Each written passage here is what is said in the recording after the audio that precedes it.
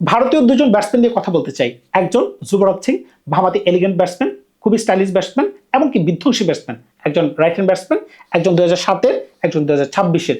একজন যুবরাজ সিং আর একজন স্যাঞ্জু স্যামসন। খেয়াল করে দেখবেন 2007 বিশ্বকাপ, যে বিশ্বকাপে ভারত সর্বপ্রথম টি-20 বিশ্বকাপ জিতে মহেন্দ্র সিং ধোনির আন্ডারে ভারতে তারা ট্রফি নিয়ে আসতে পেরেছিল। ওই আসরে কিন্তু Yuvraj Singh man of the tournament হয়েছিলেন। মনে পড়ে কি আপনাদের 6 বলে সেই 6 ছক্কার কথা? এই সেই ইংল্যান্ড ছিল যে ম্যাচে তিনি স্টুয়ার্ট ব্রডকে 6 বলে 6 ছক্কা মারতে পেরেছিলেন। এমনকি অ্যান্ড্রু ফ্লিন্টন যখন তাকে একটু রাগিয়ে দিয়েছিলেন খেলার মাঠে, তিনি কিন্তু এরকম উত্তপ্ত হয়ে যাবেন সেটা কিন্তু কেউ কল্পনাই করতে পারেনি। খেয়াল করে দেখেন তিনি কোন ধরনের ব্যাটিং করেছেন। 6 বলে 6 ছক্কা, আনবিলিভেবল ইনিংস। 16 বলে 58 রান, 12 বলে 50।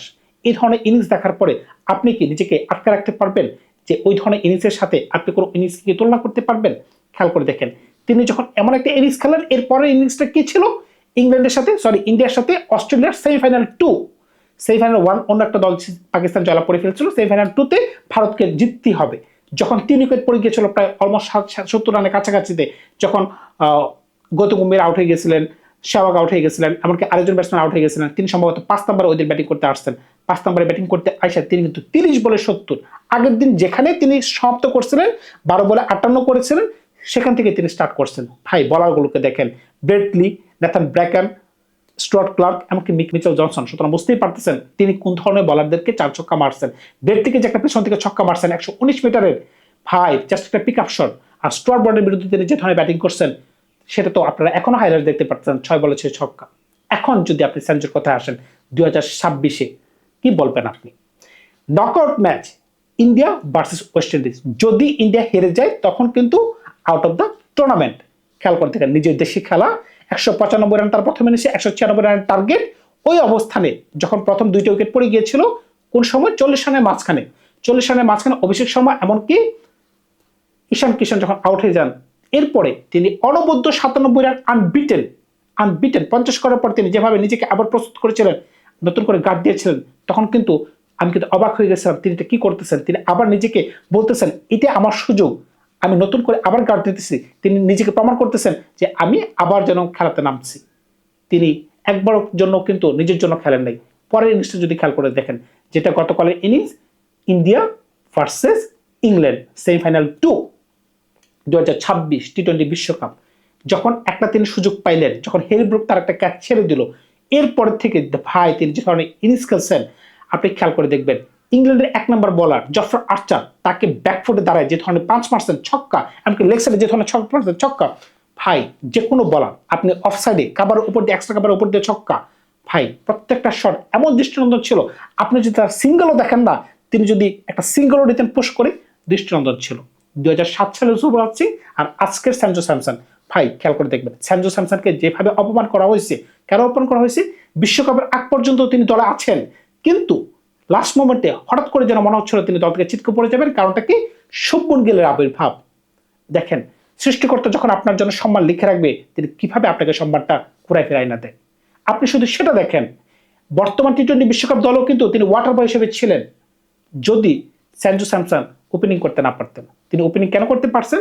প্রথমত একটা ম্যাচে অভিষেক শর্মা আনঅ্যাভেলেবল ছিলেন তার শারীরিক অসুস্থতার কারণে, এমনকি তার যে ফর্ম নেই সেই কারণে কিন্তু ভারতীয়রা বাধ্য হয়ে তাকে খেলাচ্ছে। এরকম একটা অবস্থায় তিনি 4টা ম্যাচ খেলছেন, 4টা ম্যাচে সম্ভবত রান 200-র উপরে, এমনকি প্রত্যেকটা ইনিংস ইম্প্যাক্টফুল ইনিংস, এমনকি প্রত্যেকটা শট দুর্দান্ত শট। এখন আমি কিন্তু বাঁচতে পারতেছি না যুবরাজ সিং এর পক্ষে যাব নাকি স্যাঞ্জুর পক্ষে যাব, 2007-এর দিকে যাব নাকি 2026-এ যাব। আমি জানি না ভারত ফাইনালে কি করতে পারবে, কিন্তু আমি অবশ্যই বলতে চাই এবারে বিশ্বকাপে যদি ভারতের হয়ে কোনো ইম্প্যাক্ট কেউ রাখতে পারে সেটা সঞ্জু, এমনকি আরেকজন বলারের কথা অবশ্যই বলতে হচ্ছে, যার কারণে ভারত সেমিফাইনাল ম্যাচ জিততে পারছে, সে হচ্ছে জাসপ্রীত বুমরাহ। ভাই উনি কিন্তু জেনারেশনে মানে ওয়ান্স ইন এ জেনারেশন বলার। সুতরাং বুঝতেই পারতেছেন জাসপ্রীত বুমরাহ বিষয়টা যদি একটু আলাদা রাখি, তাকে একটু আলাদা ভিডিও বানাতে চাই। কিন্তু এই বছর সঞ্জু যে ধরনের কারিশমা দেখাচ্ছে ভারতের ওপেনিংয়ে, হেডসম ভাই হেডসম। কারণটা কি? কুল কাম প্লেয়ার, কিন্তু তিনি একদম কম্পোজ প্লেয়ার, মানে এ টু জেড বেসিস তার কাভার আছে। তিনি সিঙ্গেল বের করতে পারতেছেন, তিনি প্রেসার শোক করতে পারতেছেন, তিনি আবার 4 ছক্কা মারতে পারতেছেন, তিনি ডট বল খেলতে পারতেছেন, মানে সবকিছু তার আয়ত্তের মাঝখানে, বলারদের আয়ত্তের মাঝখানে না। তিনি যদি ইচ্ছা করেন যে না আমি এই বলটা মারবো, তাহলে আমি মারতে পারবো।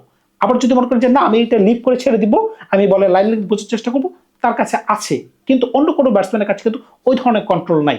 যুবরাজ সিং তার কাছে যে ধরনের স্ট্রাইক আছে ভাই, তিনি ইচ্ছে করলে যে ধরনের ক্লিন হিট মারতে পারতেন, বিশ্বের অন্যতম ক্লিন হিটারের মাঝখানে যুবরাজ সিং এক নাম্বার মানে এক নাম্বার। অন্য কোনো ব্যাটসম্যানকে আমি এই ধরনের ফ্লুয়েন্ট শট খেলতে দেখি নাই। আপনি স্ট্রাইক বোর্ডে 6টা ছক্কা দেখেন, এখনই যে ইউটিউবে দেখেন আপনি দেখতে পারবেন প্রত্যেকটা বল এমনভাবে খেলতেছে অমায়িক, মানে অমায়িক। তিনি বলেছেন একটা ইন্টারভিউতে, আমি জীবনে এক্সট্রা বারের উপর দিয়ে ছক্কা মারি নাই, ওই দিন স্ট্রাইক বোর্ডকে আমি মেরে ফেলছি। কারণটা কি? ওই ধরনের রিদমে তিনি ছিলেন, ওই ধরনের রিদমে স্যান্ডো স্যামসন আছেন। সুতরাং বুঝতেই পারছেন ভারত এখন কিন্তু সুবর্ণ সুযোগের অপেক্ষায়। একটা মাত্র ম্যাচ বাকি নিউজিল্যান্ডের সাথে, এখন ভারতকে জিততে পারবে কিনা সেটা অবশ্যই একটা দেখার বিষয়। যদি জিততে পারে, এমনকি স্যান্ডো যদি মিনিমাম 50ও করতে পারে ফাইনালে, আমি কিন্তু লিখে দিতে পারি man of the tournament, man of the tournament Sandow কিন্তু হইতে পারবে। যে ব্যক্তি দলে ওয়াটার বয় ছিল তিনি ম্যান অফ দ্য টুর্নামেন্ট। কারণটা কি? আপনি কোন সময় দুইটা ইনিংস আপনি খেলছেন, একটা হচ্ছে ওয়েস্ট ইন্ডিজের সাথে নকআউট ম্যাচে হারলেই পান, আর একটা হচ্ছে সেমিফাইনালে। সুতরাং বুঝতেই পারতেছেন আপনাকে কিন্তু ছোট করে দেখার কোনো সুযোগ নাই। ধন্যবাদ সবাইকে, ভালো থাকবে। আপনার নতুন কোনো গল্প নিয়ে আপনাদের সাথে দেখা হবে। তবে আপনারা কিন্তু অবশ্যই কমেন্টস করে জানাবেন যে আপনি 2007 সালের সাথে যাবেন নাকি 2026-এর সাথে যাবেন। কোন দুইটা ইনিংস আপনার কাছে বেশি প্রিয়? 30 বলে 70, 12 বলে 56, নাকি স্যানজোর 97 আর স্যানজোর 89? স্যানজো কিন্তু ইচ্ছা করলে, বিশেষ করে পরের যে ইনিংসটা ছিল 89, তিনি কিন্তু ইচ্ছা করলে 100 করতে পারতেন, কারণ কি 7 ওভার কিন্তু বাকি ছিল। তার মানে কি? তিনি কিন্তু নিজের ব্যক্তিগত মাইলস্টোনের দিকে তাকান নেই, তিনি দলটাকে প্রাধান্য দিয়েছেন। এখানে কিন্তু আজকের ভিডিওটা করা আমি অনুপ্রেরণা পাইছি। কারণটা কি? তিনি যে বড় মানের প্লেয়ার সেটা কিন্তু তিনি এই জায়গায় প্রমাণ করে দিয়েছেন। অন্য কোনো উদাহরণ দেওয়ার কোনো প্রয়োজন নেই। তিনি ইচ্ছা করলেই তিনি রান করতে পারতেন, তিনি কিন্তু ইচ্ছা করেন নাই, কারণটা কি দলকে তিনি প্রাধান্য দিয়েছেন। ধন্যবাদ সবাইকে, ভালো থাকবেন আপনারা।